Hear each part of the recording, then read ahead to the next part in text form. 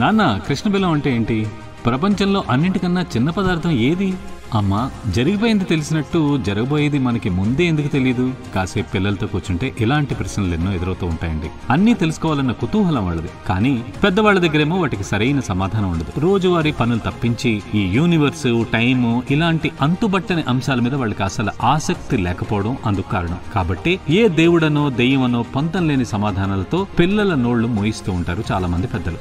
Science విషయాలు మనకు తెలుసుంటే సరిపోదు, ఎదట వాళ్ళకు కూడా తెలిసేలా చెప్పగలగాలి. సామాన్యులకు కూడా అర్థమయ్యేలా అరటిపండు ఒలిచి చేతిలో పెట్టినట్టు కాలం చరిత్ర గురించి పుస్తకం రాశారు ఓ వ్యక్తి. అప్పటికే ఆ తరహా అంశాల మీద చాలా పుస్తకాలు వచ్చినా వాటికి భిన్నంగా సరళమైన శైలిలో వివరించడం ఆయన ప్రత్యేకత.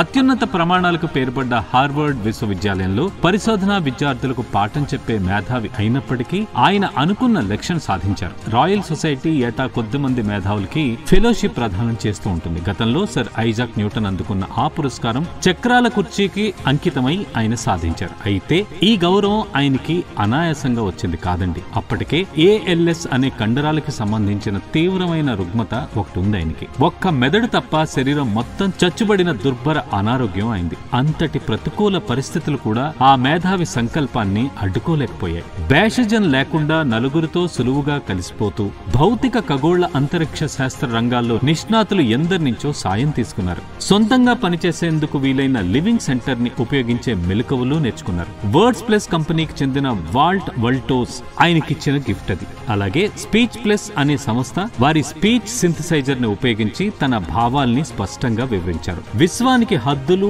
అంచులు లేవు, కాల ప్రవాహానికి ఆది అంతం ఉండవు. లోకాల్ని సృష్టించిందని జనం నమ్మే అతీత శక్తి అంటూ ప్రత్యేకంగా ఏదీ లేదంటూ ఏ గందరగోళం లేకుండా సూటిగా చెప్పిన ఆ ఖగోళ మేధావి పేరు Stephen Hawking. A brief history of time పేరుతో కాలాన్ని కొత్త కోణంలో ఆవిష్కరించిన కాలాతీతుడు స్టీఫెన్ హాకింగ్. ఆ పోరాట యోధుడి జీవిత ప్రయాణం దృఢ నిశ్చయంతో ముందుకు సాగే సాహసిని ఏ అడ్డంకి అడ్డుకోలేదని నిరూపిస్తుంది.